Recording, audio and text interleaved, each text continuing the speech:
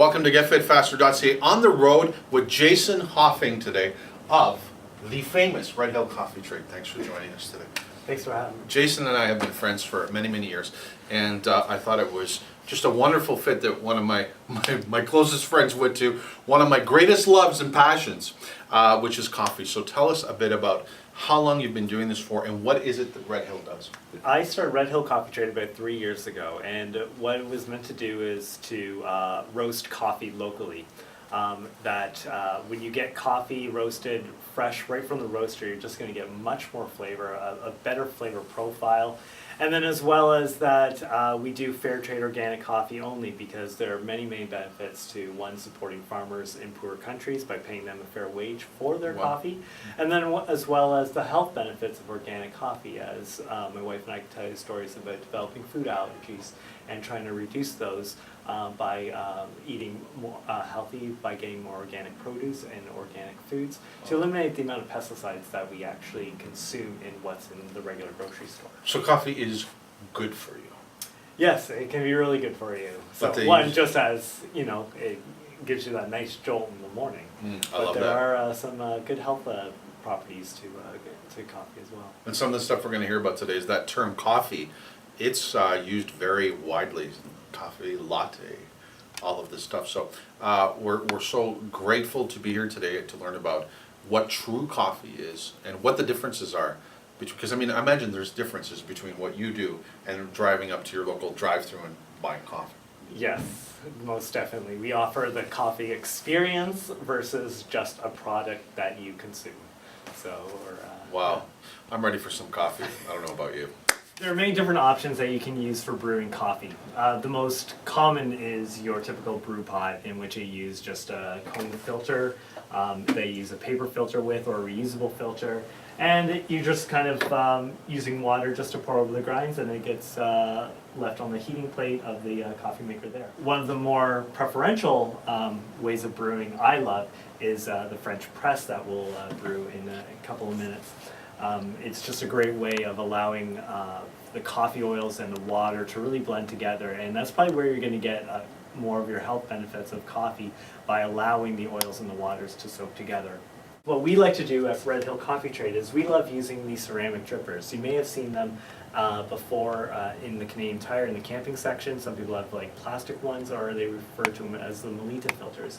But these are becoming more and more prominent as more independent coffee shops are using them, and as well as we sell them here at Red Hill Coffee Trade. The ceramic drippers, one, because when you're using boiling water, when I show you, you're not melting plastic and you're not getting all those chemicals of the plastic into your coffee, and so ceramic is just a nicer way of getting a cleaner cup of coffee.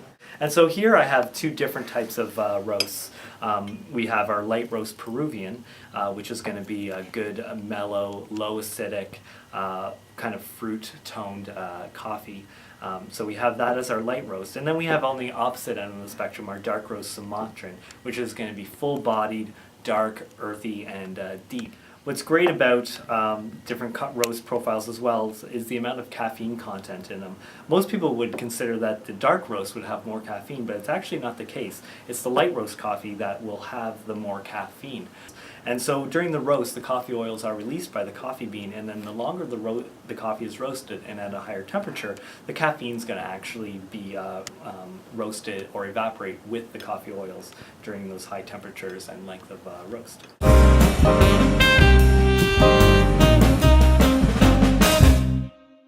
With different coffee roasts, there's also the variety of brewing methods that we use for coffee. And these different brewing methods require different grinds.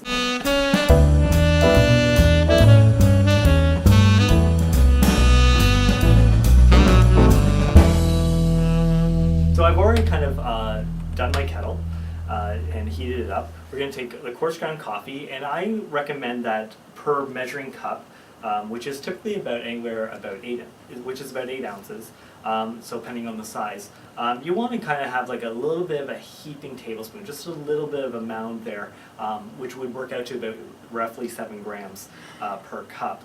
So I've already pre-measured this, and so I'm just going to pour it into the French press there. We're going to put that at the bottom. And then what we're going to do is we're going to slowly pour the water around in a counterclockwise position, and we're going to actually just kind of make sure that all the grounds are saturated. We're just going to let that sit, and what's going to happen is there's just going to be a crust that's going to start to form on top of the coffee, and we're going to let that sit for about 4 minutes. So with my trusty iPhone and coffee timer app, I'm going to time that for about 4 minutes. You don't want to do it too soon because you're not going to get the full coffee experience. You really just want those coffee oils to blend.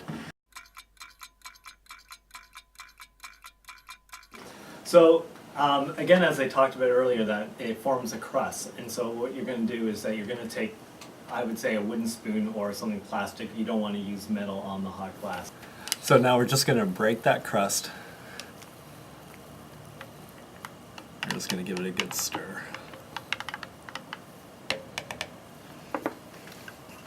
Now we're going to take our filter, just going to put that on top, and then we're just going to press gently and slowly. You don't want to do it quickly because it can actually start to gum up, but we're all just going to press the grinds all the way to the bottom. And we have allowed the coffee and the oils to blend, or the water and the oils to blend. There we go. And what we're going to do is we're going to get a silkier tone, we're going to get a fuller bodied coffee, and it's just going to be rich and smooth and delicious. So, and again, remember that we use the lighter roast, and so you can see that the color of the coffee is actually different than what, say, you're used to, some of the darker roast coffees. Ooh, thank you. I wish you could smell video. It's maybe the technology will exist, Mr. There we Lucas. go. 4D will be coming soon. Absolutely. Thank So you, there sir. you go. Well, one of the perks of this job. How much coffee am I drinking today?